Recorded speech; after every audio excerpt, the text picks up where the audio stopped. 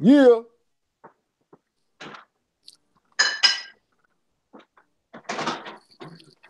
I'm gonna Rock, get, huh? rockstar lifestyle.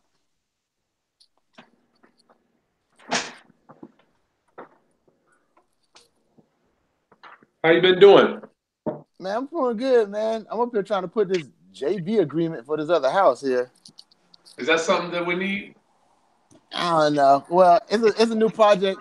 You know, I'm about to come back over to the Hampton so I can Okay, cool. work on this other project on Brightwood. Trying to get this private guy to lend me some money. That's cool. Yeah, so I was just trying to structure that up. I done got the power turned on today, the water on. I just ain't over there. Nice. Hey, my brother's here. Wow, my brother. Yeah. Teamwork. Delawrence, I'm gonna give my family members a few moments to come on. Did you see Okay. Homestead? I saw Homestead went to the steps. No. What? What was it? 523? Yeah. Yeah. Homestead. It went to the steps, man. They should have sold it. I saw another investor. They had subject tutored over to somebody else. Oh. You want me to pull it up real quick? Yeah. Class, before we get started with our negotiations today, I am hanging out with Delawrence Johnson. Real fast, me and D were looking at doing a deal together last year. So what I'll do is let me pull up that deal so you can see it. You see my screen, D? Yeah, I see it. I got it. I'm on this little bitty phone. I should have did it on my computer. I'm on this phone, barely looking. I can I kick can you see out it and though. bring you right back in if you want. To do it on my computer? Yeah, you got to Yeah. answer on your computer, so. Is it 532? I'm looking at it right now. Or Ooh. 523? Oh, it must have been I can't 520. I can't make 523. your screen bigger. Homestead, here we go. So I looked at it, right? You remember when you were looking at it, you were going to take it over subject two, correct? Yeah. So class, it looks like if you look right here, somebody new normal property solutions LLC took this house subject to. Why? I feel like I know that name, New Normal. You know them? Seemed like it. I heard that before. 3012 Trappers Run. Look So on my this is the computer. house D was gonna do. Details. Oh shoot. Oh, here's a picture of the house class. You can see. Big old house. Oh yeah. Oh man, it went to foreclosure? Yep. I gotta call her, man. It's in foreclosure right now, or they already auctioned it off. That thing gone. Oh man, I feel bad for her. New normal. So they bought it. You see, class new normal. They bought it. If you look at the transfer history, $0. In my mind, that's telling me they did a subject too. What about you, D? I kind of know now that I see that house. I know it was they quick deeded it over to themselves. I mean to the other. It was a relative of theirs. That's New who had to move normal on. properties? Is that did they just make a company name or something? Yeah, that's a relative of the person that owned it. New Normal. Mm. So I don't know exactly what New happened after normal. that. It's They the were new supposed to do normal. something. Yeah, they were supposed to do something. I mean, rehab it. Really? Yeah, I had started it, but I started getting ready to do something. I was cleaning out the stuff, but that's the one that had a bunch of stuff in the house, like a whole bunch packed with Yeah, stuff. So that, I was getting ready to start to empty it. I had ordered the pod to go in there so I could move their stuff out, but then they changed their mind right when I had started to they were going to handle it themselves. So I said okay, and just numbers got too out of it. tight, D. Numbers too tight. Yeah, the number was tight. I was gonna try to do almost what I'm doing at this new house because I had to do a lot of the work myself because the number was so tight. You don't want to do that, man. But I was still gonna help them out. I'll be helping D, people that's out. why I love you, man. You love helping people, but I think sometimes you push it to the max. Yeah, I do. I I do. I'll be trying to get them. I'll be trying to get them out of this situation sometimes. So sometimes it gets more of it's not all about the money. I mean, I'll take the minimum just to try to help somebody out of the situation. Yeah. So which means sometimes I have to do, in order to do that, I have to do the work. Sometimes I have to go in because I can't pay a contractor because it's gonna be too high. So I'll get somebody. I know a lot of contractors, so they'll help me anyway. They won't charge me a lot. They'll just come and help me if I'm in a project like that. And so You have Pat. You're lucky to have those guys. yeah, man, I got a couple people out there that help me out. Show me some love, man. I pay on the good deals that I can pay them. I pay them good, and so they'll help me out on stuff that I don't really have that much of the money. Yeah. Yes.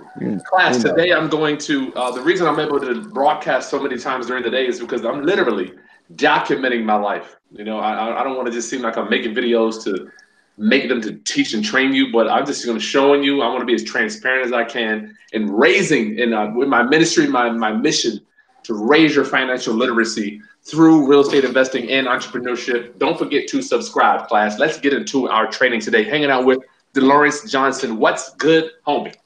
What is up, Chris? I'm loving your channel, man. You inspire me to even start to create something. I'm just loving how you kicking it off, man.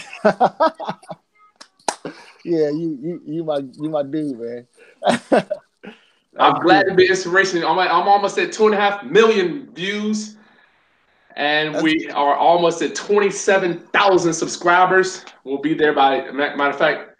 What I love about the internet, it allows you to forecast. So I can see that in a few hours we will hit 27,000. I'm going to have a big thing at 30,000, and we got 2 million minutes watched this month so far. So we are so blessed to be able to be a blessing. And you only been doing this for about a year, right? That's hard. You remember that the day I called you, I'm like, D, I'm doing it right now. Yeah. It was now it's been about a year and 8 months. I started in July 17. Yeah. I don't know whatever that is. July 17. Yeah. I'm like, you know what? This is the time. This is right. This starts today. Yeah. And you kicked it off. So you up here got see. That's why I'm almost there. I'm almost there. I'm hooking up videos right now. Man, that's great, man. Great, Chris.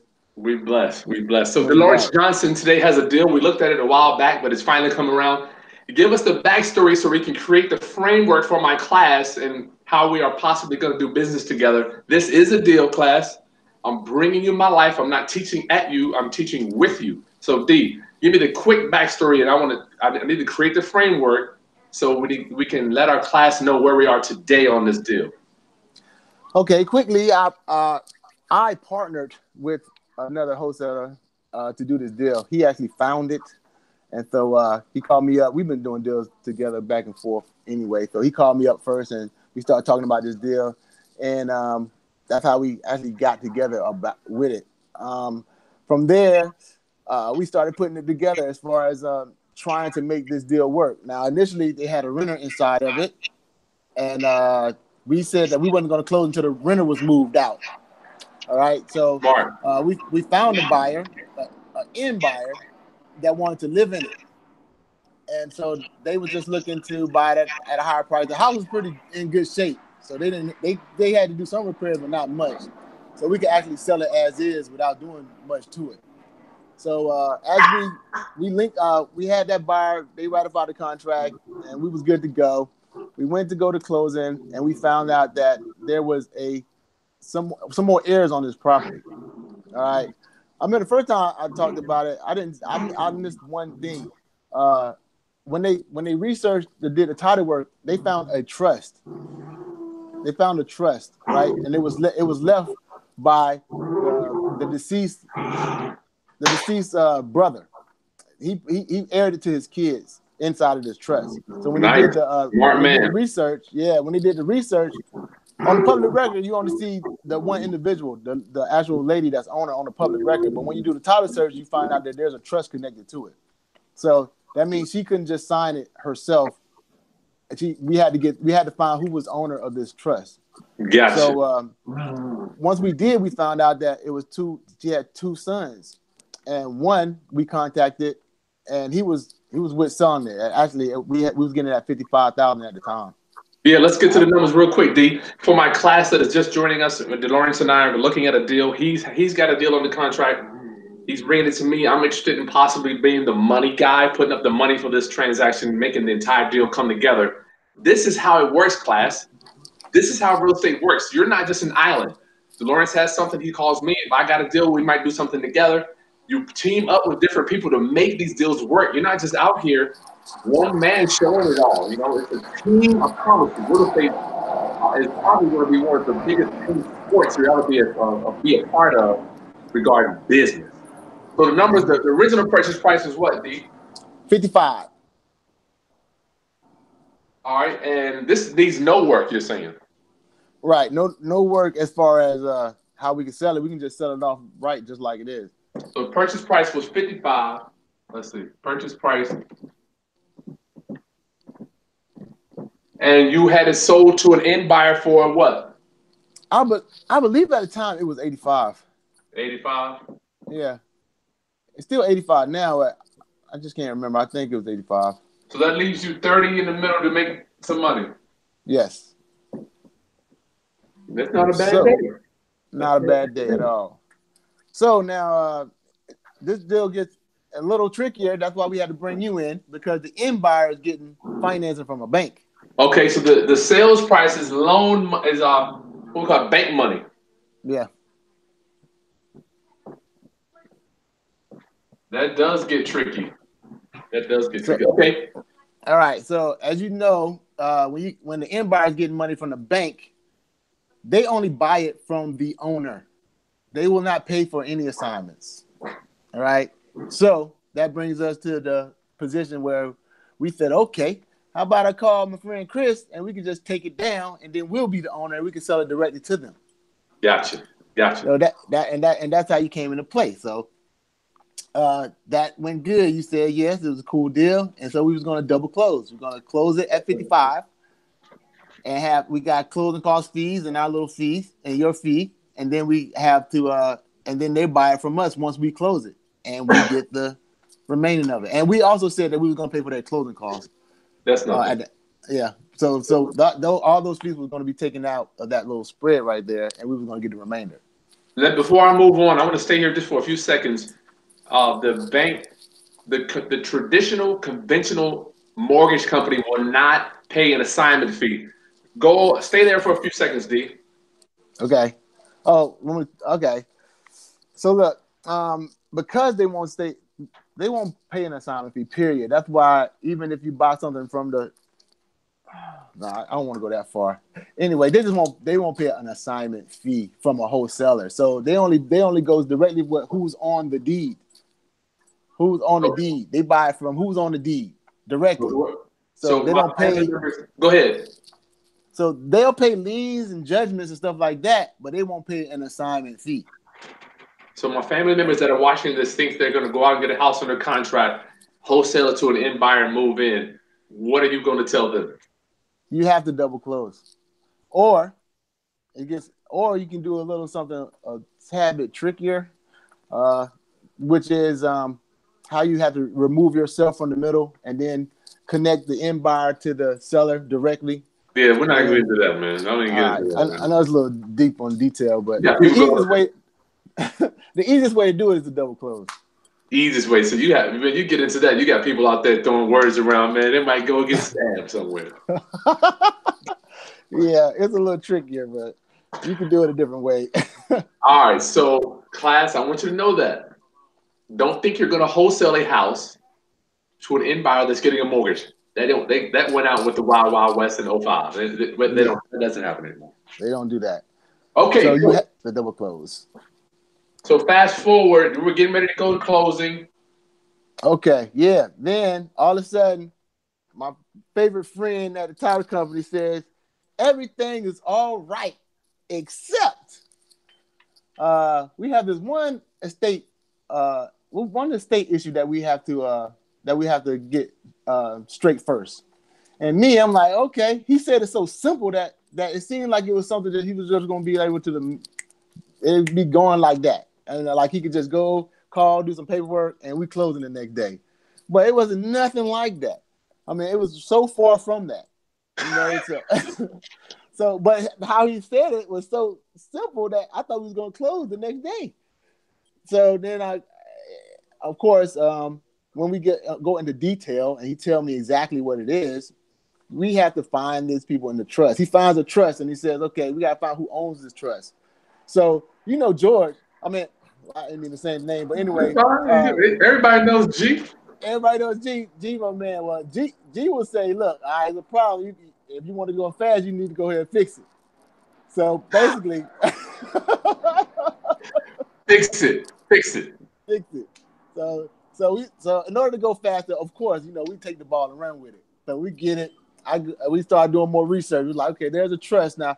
Who owns the trust? So we find a lawyer's name, and we find two other people on the trust, which is the two brothers. All right. So now we gotta do skip tracing and stuff to try to find the numbers. And the persons that signed the contract didn't have information for the other people on the trust. Well, she did not communicate with them. They have a family, some type of issue with the family, so she never really talks to them. So she never talked to them in the first place. They didn't know it was being sold. So of course, when we call to first brother, it's a surprise to him because he didn't know it was being sold. And so then we connect them two up. The younger brother, he was the younger brother. Connect the younger brother to the person that was selling it, which was their aunt. All right. So they got it together, and then they said, all right, he was with the 55. He didn't care really because he was just like, I'm glad he's selling it. I'm glad I'm getting some money. Yeah, the first heir was like, I'm glad, and I'm getting some money. So it was a surprise to him, and he was happy. All right. So it took us a little longer to find this the second heir, but we actually did. All right. And where are these people around the world? Well, the younger brother is local, and the older brother was in somewhere in DC, like around Arlington area. All right. So after we searched and did skip tracing, we actually found a number for him, and an email address for the wife. All right. So we called him a bunch of times, but he didn't respond. So once I emailed the wife to try to look for him, she responded. And when she responded, then she finally connected us to the brother. All right. So now, all right. So that's the good thing is we found him. Yay. The bad thing is he didn't want to sell. Like he just did not want to sell. So initially, my partner was talking to him, and he went and offered more. He went and offered 70. All right. Let me stay here for a minute. Well, I gotta bring my class up to speed. I want to know about the seller's mindset real quick. Okay. Delawrence and I are talking. Delawrence is bringing me a deal class. If you're just joining us, we're talking about transactional lending from my perspective. This is just from because I'm bringing you into my world. I'm documenting Delawrence bringing the deal in to my life and my crazy world. We're talking about me possibly doing transactional lending, funding the acquisition for him to buy it and then resell it to his end buyer. And I want to see how the numbers are going to play out. We're going to crunch the numbers. These are the old numbers. And now we're just finding out Delawrence, one of the heirs to this estate is just finding out that you have the house under contract for sale for $55,000. How does that go? All right. So first thing he says is he don't want to sell it. And but we said, well, his aunt want to sell it and your brother want to sell it. And he said, so, but I don't want to sell it. Wow. So once he said that, we was trying to convince him to sell it because he started talking, then he started talking about numbers. So where was he at though? I mean, was he like going about his day-to-day life and then this conflict comes in and he wants to know did he even know about the house or does he want more money? Or? Well, he was never getting money for the house, but he was always connected to the house. So he didn't know it was being sold either. He didn't know about the house? He knows about the house, but he didn't know it was being sold. So it's like it starting from square one because now you got these other people and they don't know it's being sold, so now they want to negotiate. And so now he wants to negotiate. 55 too low for him. He's like, even if I did want to sell it, I wouldn't sell it for 55.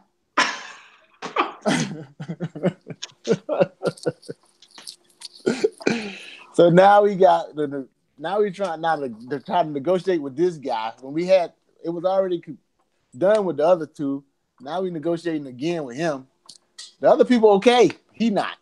Okay. So as we dug deeper in it, we found out that him and the aunt didn't get along. All Oh right. Lord. Him and his brother gets along, but him and his aunt didn't get along. His brother is okay with him, but they're not like 100% honky dory. They just didn't speak to each other for a while. So all of a sudden, this one house brought everybody together again. But I guess they didn't really want to be together. So now that he don't want to sell it, and he basically don't want to give her the money. Okay. All right, he want to keep it pretty much. Now we went back and told the aunt. The younger brother just don't care. He don't care which way it goes. He just wants some money now because he knows that it's being sold. He just wanted his little pay. He He wanted his just wants money. a little pay and get out. So we don't have to go to him no more. Let me get my little check. D, what is the mindset of the? I want to understand, why doesn't he not want to just get some quick cash and move on? Why does he not want to sell? Well, I guess supposedly he's more well off than the rest of them, and they had past real estate in the family, and I don't know. His aunt say he's just trying to get over. I don't know. His mindset, I don't really know where it's at. Maybe he is trying to get over. I don't know. So you don't But know. I don't know why he just didn't want to do it. But as we talked to the aunt says that they had property before and that they was all connected to, and he got over on them. That's what she says. Wow. So she said, even if he wanted to buy it from her directly, she wouldn't do it. She wouldn't sell it to him. She don't like him. Nah, she said if he handed her the money, because right now it's 3 people, so they're gonna split it 3 ways. But he can buy it from the other 2. He can pay the other 2 out and get the property. But the aunt said she wouldn't accept it anyway. Even if he offered her money, he wouldn't accept it because he done did that before on another deal and it didn't pan out right. Okay.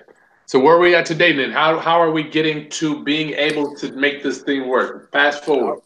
Okay, I'm gonna fast forward. I'm gonna fast forward to the point that it came to a point that he didn't want to talk to us no more. After my partner called him, I called him, and we tried to do a 3-way with the aunt. He comes up and said, "I don't want to sell it. I don't want to talk about it." Okay. And then we was froze. All right. So I go and talk to an attorney, and the attorney says, "Well, he has to sell it because the other 2 want to sell it." Why is that? He said because it's more because of the additional heirs in it. He the only option he had was to pay him off or to sell it. They had to split it. That was the option, and she didn't want to take his option to buy it from her, so they gotta sell it. Gotcha. But because he wasn't communicating with us no more, we had to get an attorney. So we got an attorney, and he wrote a letter, and he had 30 days to reply to this letter. All right. So the minute we wrote the letter and they sent it to him, he replied, but not directly. His lawyer replied to our lawyer. Saying what? They didn't specifically tell me what they said. Basically, when they talked, the letter we sent was basically saying you're gonna have to sell it regardless. It's like you got to do it, or you're gonna lose. It's like you can't force them to keep it. The aunt was paying all the taxes. She collected all the money. She's been renting it herself, collecting everything, right? And he trying to stop her from selling it because she's too old to mess with it anymore. So she want to sell it, and he's trying to stop her from doing that. Yeah. So No, the lawyer, the actual lawyer said that they couldn't do that. So all we had to do was write a letter and start forcing his hand. Gotcha. So that's what we did. We wrote the letter and it kind of forced his hand. So he went and got a lawyer, the same lawyer that we saw on the trust.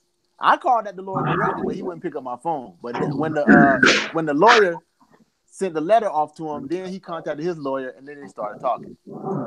So I just got a phone call just a couple of days ago that the older brother that wasn't talking to us anymore, actually called the aunt directly, and now he's starting to talk because he know he got to make a move.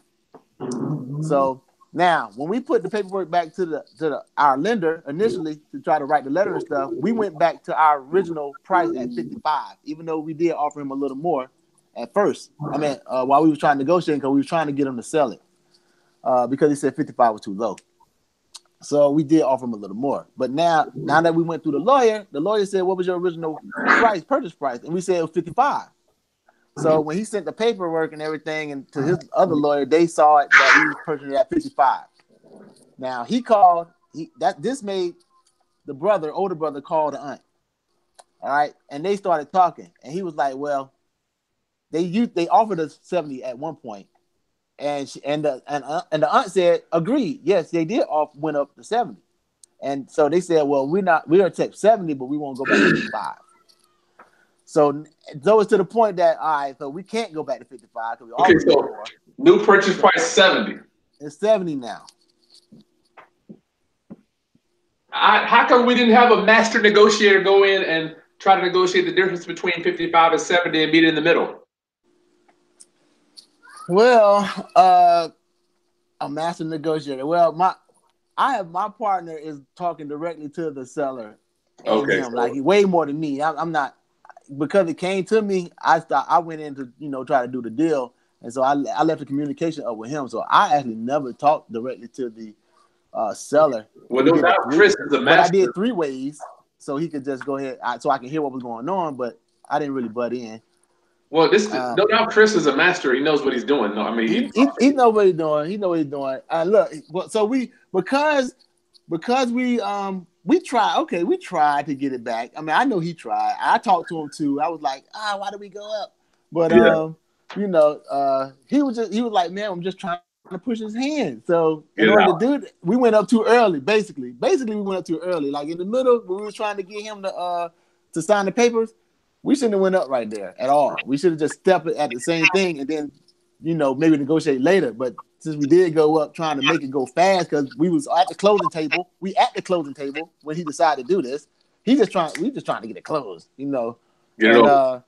So that's why he just went up just like that to try to tell him to come on and do it, but he didn't do it anyway. So Man, that's a big jump right there, dog. That's a $15,000 jump, dog. That's why they didn't want to jump back down to 55. They didn't want to jump back down. We had already went up. So the moral of that negotiating tip: never be anxious, perhaps. Never be anxious. We wanted him. We needed him to say a price. Like at that time, he didn't give the end buyer, which is the brother, a chance to say a price. He never did say a price. He just said we was too low. So you know how you say the buyer, you let the seller say the price. We didn't get him to say the price. He put out a price because we was like, well, if you do 70, would you close the date? And so when they put the price out there, the guy just still froze and didn't, and now we stuck at 70. Wow. So we should have just let him say, okay, what would you sell it for? Just leave the 55 out there and let us know. Yeah. So that was one mistake in this deal, is that we did mention that that 70 before anything came out of his mouth. Never be anxious. Never. Patience. And we became anxious because we had the buyer in place. It's at the title company, and we are ready to close. The buyer could have went there to the next day to sign. So the buyer was ready at 85. The buyer was ready to go. I see. And so that made us anxious because now we just all of a sudden found out there was more people that had to sign, and now he don't want to sign. So it made us anxious. It was at the closing table. So I guess one of the morals of the story: never be anxious, even if it's at the closing table. You know that though, D. I mean, you already know that, dog. I know, but I ain't do it. It just happened. Yeah, you do it with Chris. Yeah, Chris knows that too. Sometimes he knows. It happens, man. I don't know. At the heat of the moment, type of thing, man. You know what's weird? The longer you wait, man, it's almost like you just turn into a magnet and stuff just starts coming. Yeah, definitely. All right, so your new purchase price is 70. Yeah. What is your new sales price? It's still at 85. Ooh. Yeah, we ain't go up yet. What do you mean yet?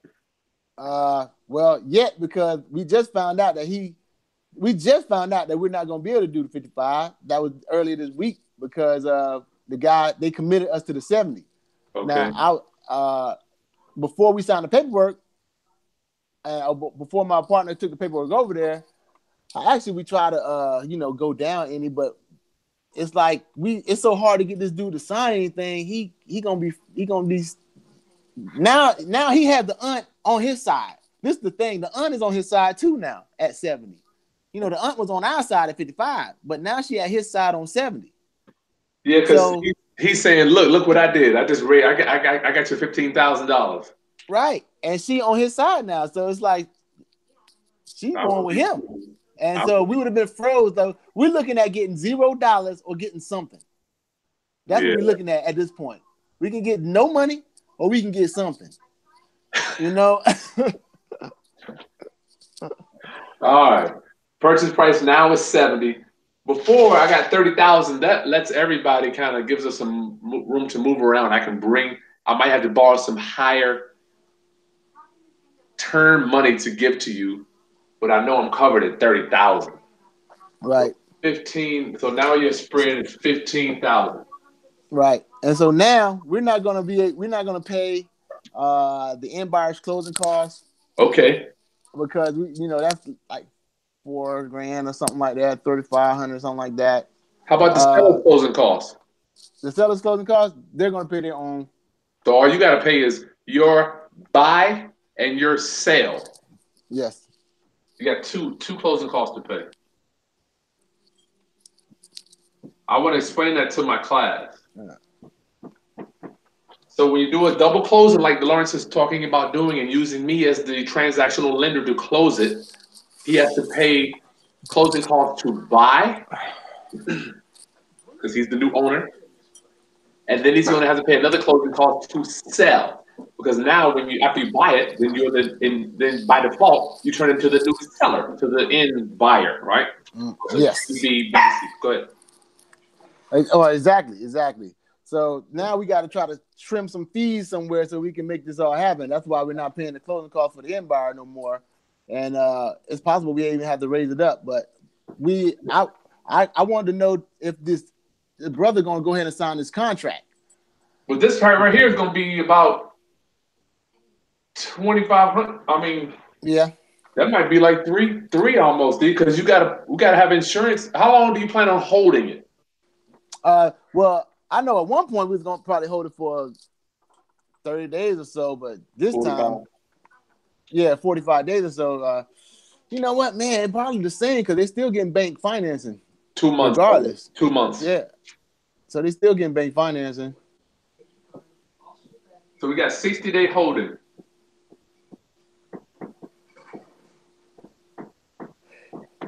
And the good thing about it is you have no realtors involved, correct? Correct. Okay. Well, you know what? Initially it was though, but it's not now. Okay. The reason I'm saying this is because we lost the original buyer. We have another buyer in place. Oh, really? The family what happened to them? Yeah, it was taking too long. I mean, it's some other variables inside. It was just taking too long for them.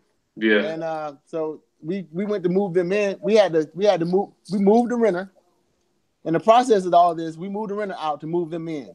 They decided they didn't want to go in, so we had to move. We put somebody else in their place, and they decided they're going to buy for 85. And now that same realtor that was involved on that transaction is not, because she brought that other buyer. Hold on, D. Rewind. The tenant moved out. Bring me up to speed. No, the tenant was there. We had to move. We moved the tenant out so we could move the people that wanted to buy it in. This buyer over here. Yeah. Okay, so they're in. No, they was going in, but they changed their mind right after we moved the people out. Oh, they never. So we went and found another buyer and moved them in to the place. It's like, You're lying, man. I'm not lying, man. We because it was so long, the other people didn't have a place to stay. So we say, look, how about we just move y'all in? And they said, okay. And so we said, all right, now I tell you, all right, if we move these people out, y'all going in, right? They said, yeah. So we forced the renter that was in there, which was an older guy. You seen him. I liked him. And cool guy. He was easygoing, but I guess they already knew they was moving, so they already had a place to go. So it wasn't nothing for them to move. They just went ahead and moved. And so when they moved, then I told the other people, hey, you can go and move in. They were like, they changed their mind. when did they change their mind after the tenant moved out, D? And you said, Man, "Hey, Miss Smith, I got the, your new house ready for you. Come on." they changed their mind. Must have been when I called them because the whole time I'm calling them and making sure they're gonna move in because I did not want to move this guy out that was paying rent to the lady. See, when we moved him out and it was empty, that means we had to pay her the mortgage now. The rent. Yeah, we were gonna have to pay the rent now because we moved him out. He was already paying it, so we ain't had to pay nothing. All But right. now we moved. Now we moved him out. Now it went on us, so that's why we moved somebody in there. We found another buyer to move him in there, so we wouldn't have to incur that debt. And they still want to buy for 85. So All right, so class, here's another golden nugget that's worth the price of admission today, and we will do some quick Q&A at the end of this one, class. Some quick Q&A. D, yeah. how about what could you have done to control that tenant to make sure they're moving in after you got the other tenant out? Whew. That's a good question, man. You Because got a I non-refundable. would have probably had to get them to sign something because I didn't get them to sign anything that said they were going to move in. There was since they had an agent involved, I just told the agent. Agent told them. They said they wanted to move in. The agent came back to me and said they were going to move in, and that's all I went on. I didn't write a sheet that said it was mandatorily that you had to move in or anything. But I think that would have solved this problem if I would have put it under contract. If they was under contract to buy the house, so I didn't expect them under contract for them to move in. They was already under contract to buy the house, so I didn't think now I need another contract for them to move in. Yeah. They waited for 2-3 months already. Why wouldn't they move in? So it was just wow. They didn't move in. They didn't want to move in. I don't even know where they moved to. They just didn't want to move in all of a sudden. So Keisha just brought up the memorandum. You do have your deal insurance with your seller, correct? Yes. Smart, yes, man. definitely. Well, we knew we were gonna have to do that with all this moving, all this maneuvering stuff. We had to do it. Well, Keisha, I wasn't talking about the seller, Keisha. I'm talking about the tenant. How can we make sure the tenant moves in? And like Born to be mentioned saying you maybe could have got a deposit or something. My thing is money makes people move, dog. Well, they did have a deposit that we had to get back. What? Yeah. They didn't move in. Well, that deposit had something to do with closing on the deal. It didn't have nothing to do with if they moving in or not. You understand? You have to give earnest money back if you cannot transfer the title with free and clear liens and judgments. That is true. So they can move. I mean, they don't have to go if you don't do it in a timely fashion. So we're here. You called. They didn't move in. Let's get through it. Go. Yeah, we went and got a new buyer. They moved in, and we selling it for the same amount. Tell me about this buyer. The buyer was we marketed on I think it was matter of fact we did marketplace. Marketplace on Facebook. Unbelievable. Yeah, we used marketplace this time. Actually, my partner did the ad, and it went through him. He qualified to buy. We had several people that wanted to buy it. We just went with the one that was the best fit. Yeah. Yeah, and so they came. And the house is empty now, or where are we at? The renter, he's in there. We have somebody in there. Yeah, the new buyer's in there. Tell me about your mindset on pre-approving this buyer. We had to pre-approve him by just saying was his credit close? Like it didn't have to be perfect at this time because we didn't know when we can get the property free and clear. Like we didn't know if we could ever do it. So we just wanted to make sure that his credit was close enough to be able to be fixable in a year. So it had to be. It didn't have to be perfect. It just had to be. It didn't have nothing crazy that we knew you couldn't qualify if we even really tried anyway. Within a year. So that's how we looked at that. We looked at it as we needed somebody in there, so we wouldn't have to start paying. And we know you didn't have to be perfect, but you had to have a little down payment. What did the lady want for rent? Actually, we got her down to 7, and it was 8. We got her down to 7.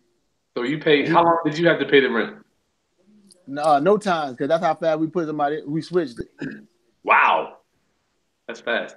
So, Who pre-approved this tenant buyer? D? You got a lender? No, I had Chris. Actually, my partner, he pre-approved them. He Okay. pre-approved that guy. It wasn't All a right. specific lender or anything. We still need to make sure he can buy though, right? Definitely, 100%. If I'm coming in, I want to make sure, and I mean, obviously, you don't have to use me, but I want to make sure that that when we fund, the next day we're turning in a contract. Or matter of fact, we can already turn in a contract and get him pre-approved once, even before we close on it, right? Yeah, we can start doing that. I'm gonna start doing that the minute I know the other guy's getting ready to sign his contract, because he haven't signed it yet, so I don't know if he's gonna sign it or not, or he just pulling our leg or whatever. But we got to get that part out of the way because that's what stuck us in the first place. Yeah, that is. You I moved know. all that money. I mean, I did move a lot of money around. I'm like, what's going on with T? I moved this money around. But I'm happy. I'm thankful. I'm thankful to have you, brother. I'm thankful. I'm Hey grateful. man, I thank you for working with me, man. That was crazy. I swear I wish that would be smooth, real smooth, but Price of wow, it. I think G got that's it. real estate. I said that's just real estate, man. It Yeah, don't no doubt. everything don't go smooth. So we're here, 7 in a buy. You got about, let's say you got, I'm going to do high. Say you got 3 in closing because you got probably 12 to 14, 1,500 to buy it and 1,000 to sell it. Yep. Let's say, I'm going to round up to 3. Yeah. So now you're at gross profit is going to be 12. Yeah. And we just say that's that, and we pay for the money, and then we get whatever is left out of that. Yeah, it's not a slam dunk. I'm not a home run, but it's still income for the month. Yeah, it's still income, and it's not a zero because this deal could just been dead in the water and you wouldn't get nothing. That is a good point. So we didn't I mean, it's taking us time, but we didn't put out like no money yet. Well, we put out a little bit for the letter, but that was on like $100 some dollars. And we're gonna roll their all these attorney fees from the seller side. So we're not gonna pay it personally out because it's their problem. So we just bought the attorney and stuff together. It was their problem. So I think it costs about 3,000 or something like that for the attorney stuff, but they're gonna take that out of their All that fee. trust stuff. Yeah. Is it free? Is the house free and clear? Oh yes, it was free and clear. Okay, I would be interested in something like this. Yeah. We'll make a So lot, but it will be income. And to be honest with you, a lot of this is coming out of my IRA. So right. That's cool. And I'm just happy to even make it go through now. At first I was like, this is slam junk. But now it's like a layup.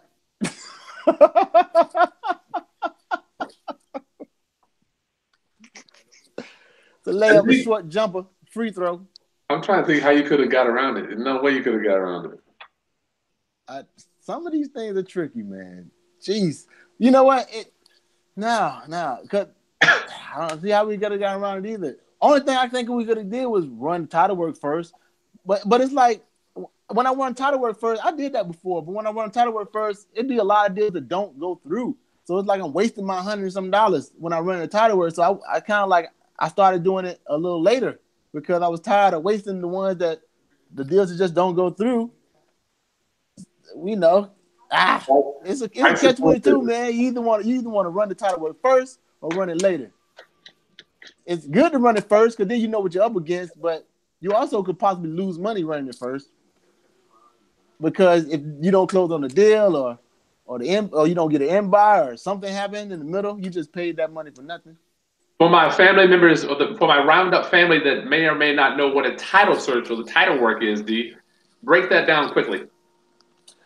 Title work or title search is when the title company goes and researches everything about that property as far as liens, judgments, if the deed, if it was titled correctly, if there was any errors, if the deed was skipped, they check everything, the chain of title, they check everything down the line, anything that had to do with buy and sell of that house.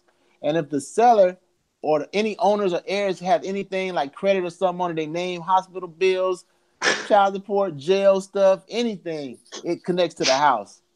Cell So phone anything. bills, Yeah. So predator.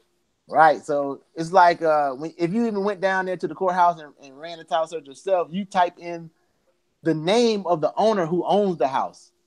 You don't type in the address. You type in the name of the owner who owns the house. and it pulls up everything on that person.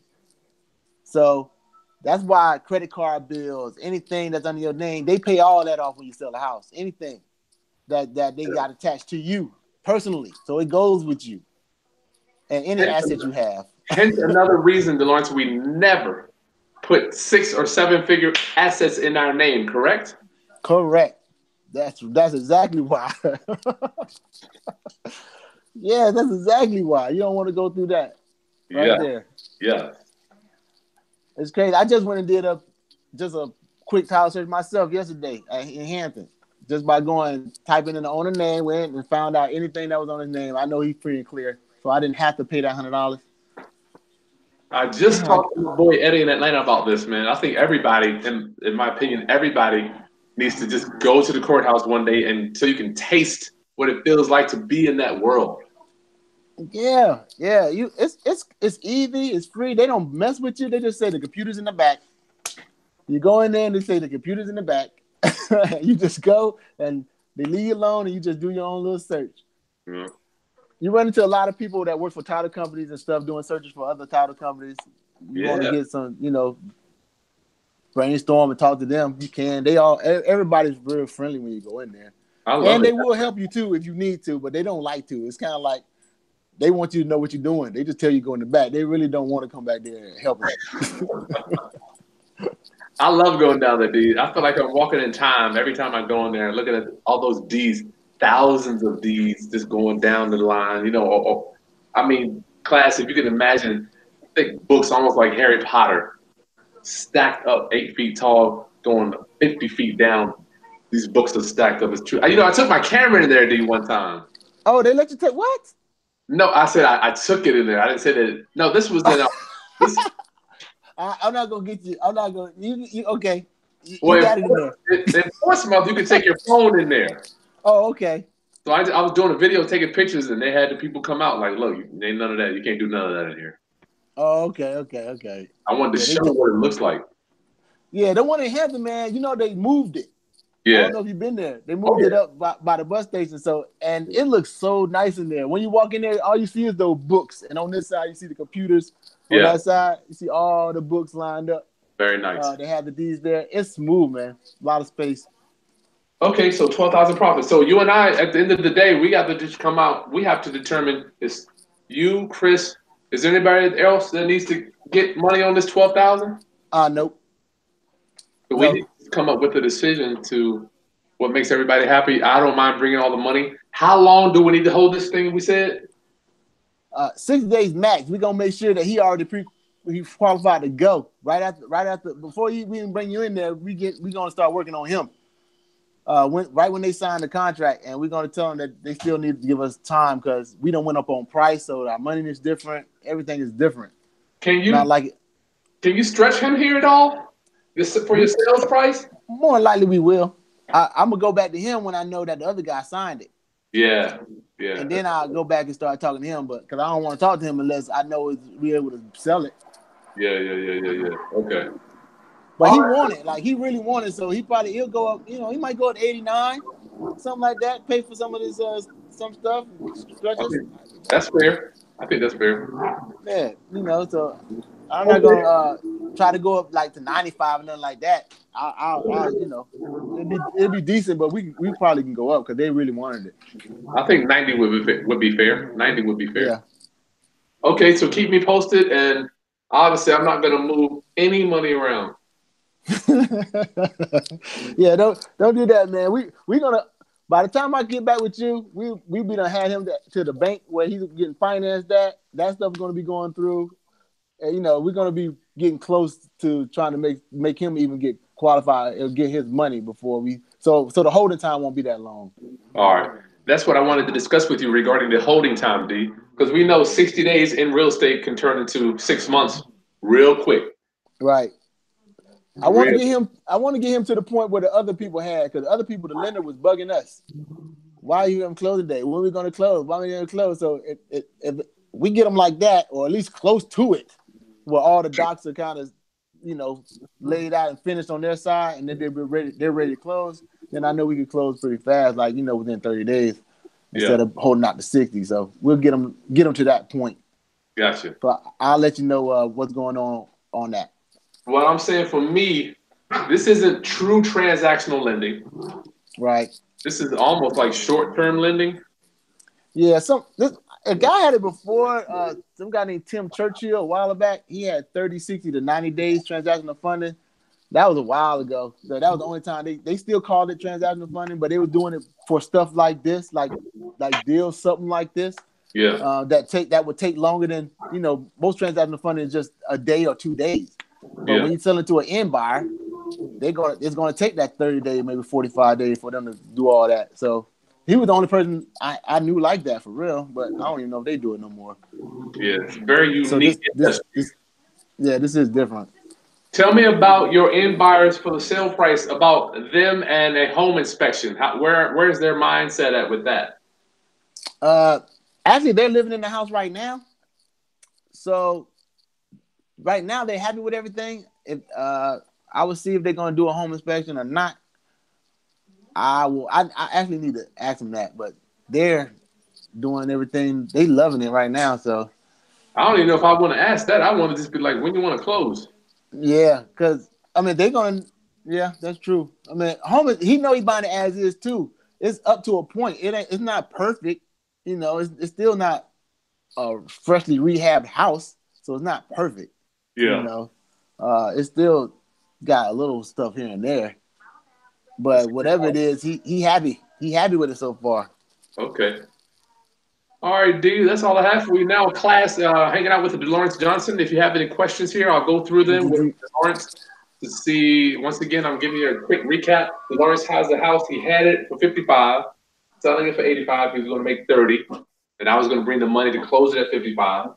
Now everything's been convoluted and flipped backwards, forwards, up, down, sideways, and even in reverse. I got to go there too. Now purchase price is 70. Sales price is still 80. I think you can push that to 90. Yeah. Look, you're gonna be making around 15. Hey, chill. 15,000. Okay, I can still figure out how we can flip that though. Class, what do you have? Any questions for your boys? Any questions for your boys? I feel like I'm super dark over here. Turn your light up. You got light you you see got on me? in front of you? Let me see what I got around here. Fancy, just kings. Any questions? Any questions, class? A little more light. Let me turn my red light. Hey, Nelson wants to know. Red background, bright. I'm looking better now. It's fine, D, and we'll be gone in 5 minutes. Oh yeah, there you go. That's What rockstar percentage status. do I charge for loaning money? Hey, what percentage do I charge for loaning money? It all depends on the deal. I mean, if you're only making 5,000, it might not make sense for you to do. But I'm flexible. I'm very negotiable. Well, let's ask D. I mean, I'm a team player, D. I feel like I'm a deal maker, not a deal breaker. You are a deal maker, Chris. I mean, you'll find a way to make the deal before you break the deal, that's good. It's and no matter what, I mean, it's good. I mean, you charge very decent, man. I mean, I know it's per deal, but regardless, it's still decent per deal. I think what makes sense for me is we do a flat fee for 60 days. Because in my opinion, that's going to put some pressure on you. I need you to be under a little pressure to get out of this thing. Definitely. Yeah, that's why I'm coming when it's almost close there, because I know it's gonna be a little pressure. Yeah, we gotta get out of this thing, man. Yeah. What I'm foreseeing, D, I always try to vision what could happen, plan for the worst, but hope for the best. Right. The end buyer, which when people, it's just like a car. You get a car, you drive it for a month or two, you're like, I don't know, I don't really like this. I'm envisioning them in the house not liking it. Is that not a concern? At this point, no. I mean, he was happy to get in it, and right now, he's been in since January. But end of February, he had no complaints, and he waiting to see what we gonna do. Gotcha. As far as this part going, he knows what's going on, and anybody that came in this house had to know what was going on. Very nice. As far as we cannot transfer it right now, we're trying to transfer it, or get it clear so we can transfer it. So yeah. they had to be with all of that before they even moved in. How about, let's see, lessons, Eleanor. The aunt has a power of attorney. Eleanor wants to know, does the aunt have a power of attorney for those brothers, D? Oh no, she didn't have a power of attorney. She didn't sign for them. Hmm. Nope. I bet that was a hell of a daggone If she conversation. did have a power of attorney, she would have signed them papers with the quickness. she, we wouldn't have even known about the brothers if it wasn't for the title search. Yeah. Tevin Bland. Hey, Tevin. Tevin wants to know, why do you have to hold the house? He has 2 days, but he wants to know why you have to hold it for 2 months. Oh, this is for the time frame for the guy to get financed, because there's one thing about being financed is, like I said, the bank will not buy it from assignment. They got to buy it from the owner directly. So if we transfer it, I mean, if we double close it, it'll be in our name, and then they'll buy it from us. Like, so that 60 days, usually it takes 30, I would say 30 to 45 days, 60 days, for any other mistakes, but it takes 30 to 45 days for a bank to do their thing. 30 days is fast for them, for a bank, as far as closing goes, from start to finish, doing all the paperwork. So Gotcha. 45 to 60 days is for those things that the bank is going to, probably come back and tell them to do something else, and it's just lag time. So it's actually that's for the bank to do what they have to do. That 60 days. Yeah, we got to get that. Yeah, it's going to take time to get that. All right, Beezer. She wants to know, how would the title company, does the title company or a lawyer do your title searches, D? I mainly have the title company do it, but I do it in some cases, like some quick cases I do it. But when it comes to the closing it all the way to the end, I let the title company have to do that. Yeah, they got errors and omissions insurance, Beezer, so you don't want to do your title search based on your own self. I never do. Yeah, We do. it's we miss. I mean, we can do a quick title search. Like, I can do a quick title search, but the title company goes in depth. Like, I would miss things like if the deed wasn't recorded, or if it was a deed that was skipped, like stuff like that. I would easily miss that. Title companies don't miss that. They go in depth. Alex wants to know, FHA loan. Well, we don't know what type of loan the end buyer is getting, correct? No, not this one. I don't know if it's 90 The, day. He's saying the it other might be one's 90 the day other one's gonna seasoning be period. FHA. Alex said it might be a 90-day seasoning period for that deed. And usually I ask, as far as up front, I ask the lender what's the seasoning requirements. I did it for the last couple that wanted to do it. I talked to their lender and I asked them what their seasoning requirements were. So I found that out up front. So he's right. There are lenders that have there's banks that have seasoning requirements. And what is a seasoning requirement for my family members that may not be aware? Seasoning requirement is the banks have some banks, I ain't gonna say all of them, but they have a thing with the deed transferring. Like, they don't let the deed transfer super fast sometimes. They have a seasoning requirement, and the seasoning means the deed is going to sit there in your name for a certain period of time. So it could be 60 to 90 days, could be 30 days, but they wanted to be sitting in that person's name for that amount of time, which that's why you need transactional funding like this sometimes. Because if a bank does do that, then you can't close it, even if you're ready to close it. You have to wait for the seasoning to end. Wow. So seasoning of the deed. So basically, when you buy it, you may have to let it sit for 90 days based on the lender's requirements. Right. Crazy. Each lender is different. So Alex is saying, why couldn't you maybe do do a lease option and never take title? You're not taking title. You almost do a No, lease option almost. You already rented it. yeah. Well, then that takes us to our other little technique here. That's the second technique that I really didn't explain. Because in order to do that, you're saying lease option. That means the loan is going to stay in not the loan, but the house is going to stay in the owner's name, and then it's going to go to the end buyer directly. That means we got to find a way to get our money. I think that's too in this situation, in my opinion, it's too volatile. Yeah, it's several things to do, but it's gonna be a little volatile. I'll tell you, it's not gonna be smooth. It'll be a little rocky. We can make It, we can make it work though. But it's gonna be it will be rocky. I don't know, man. I just think that with these errors and all that stuff, I mean, good I lord. Yeah, the main thing is I didn't want to make that guy sign twice. Like if he signed this document, I don't want to go back to him and make him sign again. Like I need to just go ahead and close it out because he is so iffy.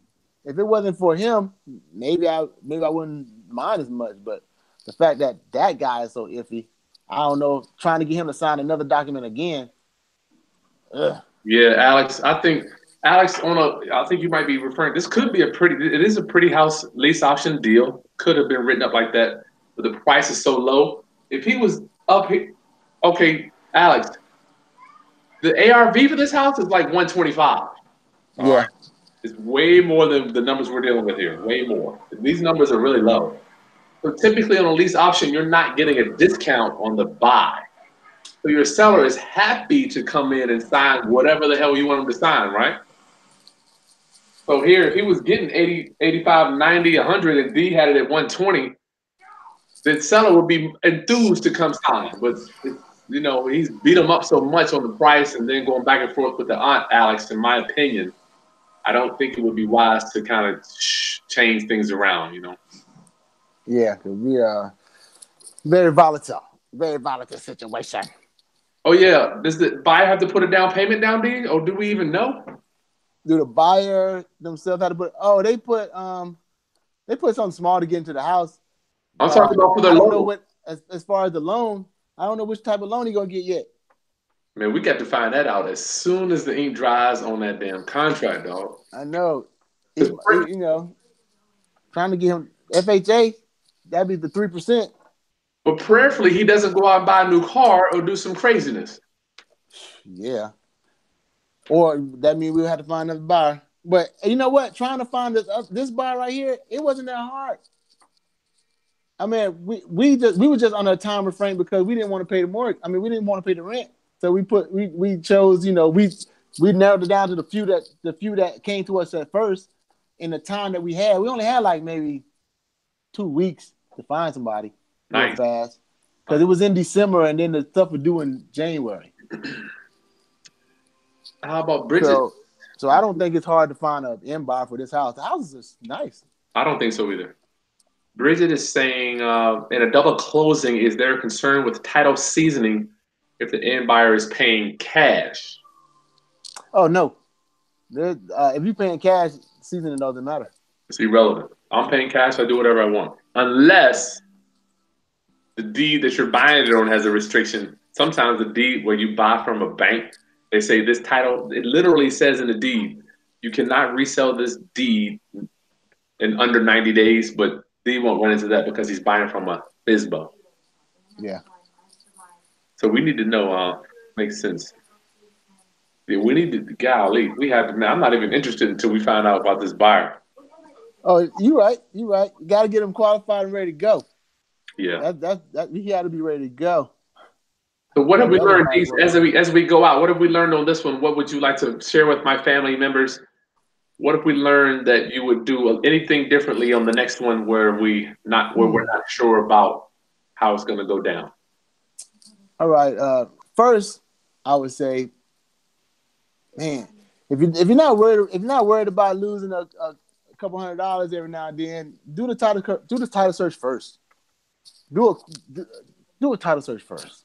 I mean, golly, if I would have did the title search first, I would have automatically knew that it was a problem, and then I could have conveyed to the people that wanted to buy it real fast that was a problem, and it would have started off totally different if I did the title work first. But yeah, I know, like myself, I don't like to do title work up front, but if I did, I wouldn't have ran into this problem. So I don't know how to take away from that. It's smart to do it. It is smart to do it. You won't run into this problem if you know what's going on with the title. It's been plenty of time where you have a buyer and all of a sudden y'all run the title work and you find it's a judgment on that thing so big that it's going to mess up the whole deal. Now you're feeling sick because you probably thought you had 15,000 or 7,000 whatever getting ready to come, and then you run the title, and then boom, there you go, blow it up in your face. So I don't know if you don't want to if you don't want it to if you don't want to be surprised, run the title first.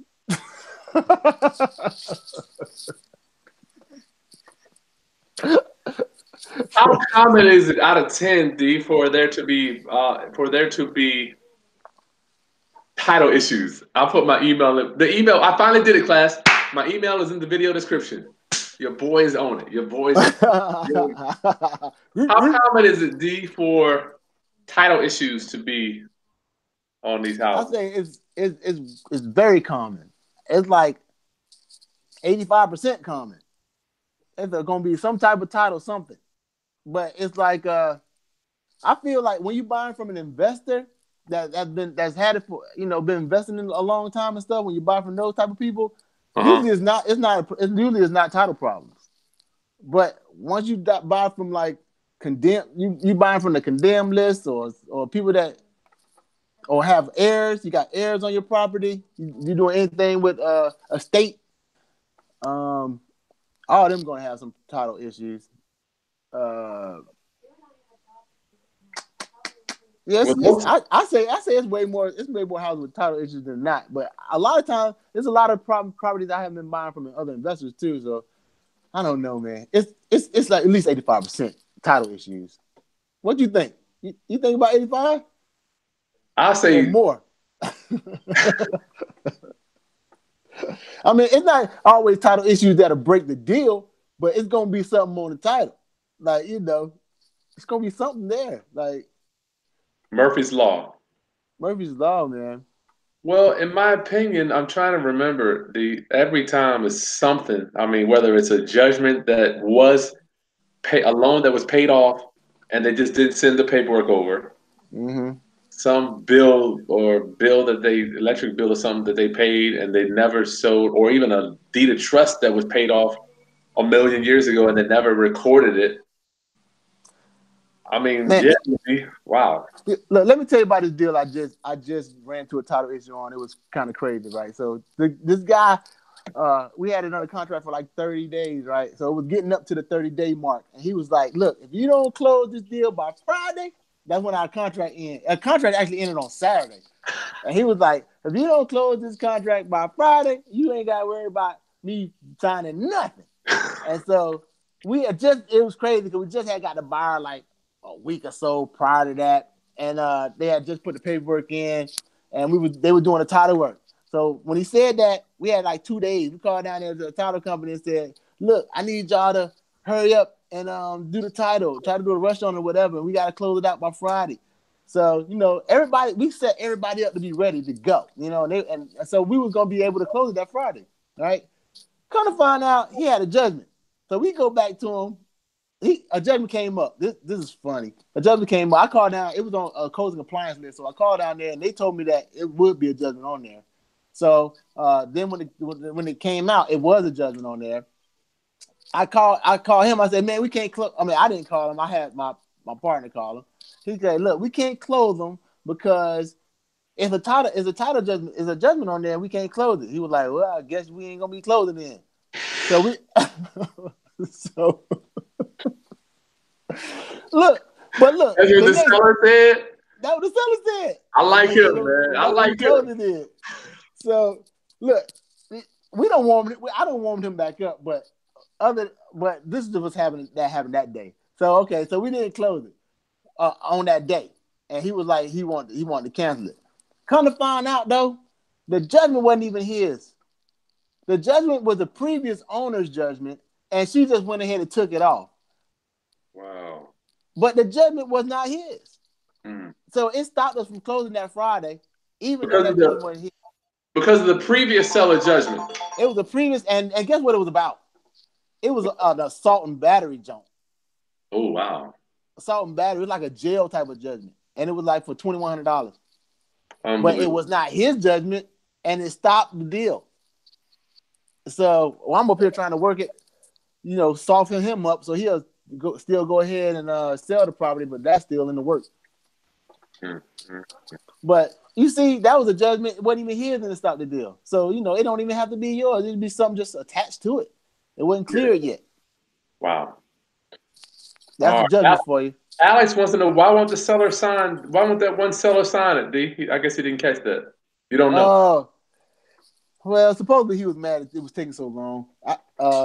I coach a couple people, and so he's just the other guys told him something I tell people never to say, which is I'm gonna find a buyer for you, or or he was trying to say that he gonna find a buyer, but he didn't say that he was the buyer.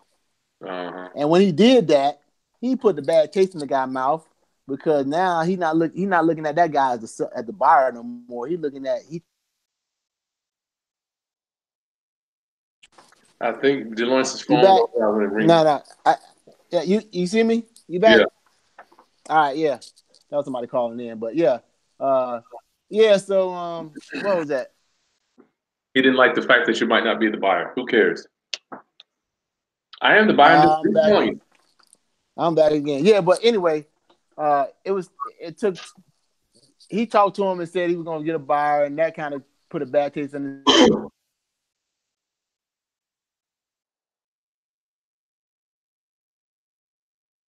Somebody. Oh, yeah, sorry, hold up. Somebody here. But yeah. Harris said seasoning requirements came in because of illegal flipping practices. Yeah, when the market was hot. Hey Jesse, you're in Norfolk. What's up, my brother? Yes, I love you too. We love you, my brother. Thank you for tuning in. What's up, Dominic Paris? Illegal flipping practices is when you purchase the home and do no repairs. Try to sell it for twice as much. Shit, man. Yeah, I wish I haven't sold nothing for twice as much. Me neither. Oh, that's what it is. Trying to sell something twice as much. Oh yeah, you know what? That bank did.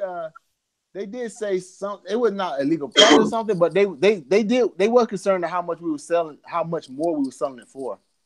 But we didn't pass that criteria or whatever. I mean, we passed whatever they were looking for. We weren't selling it for more than they would accept. That's good. All right, D. Well, thanks for hanging out with me on this call today. It has been a pleasure. And yeah, man.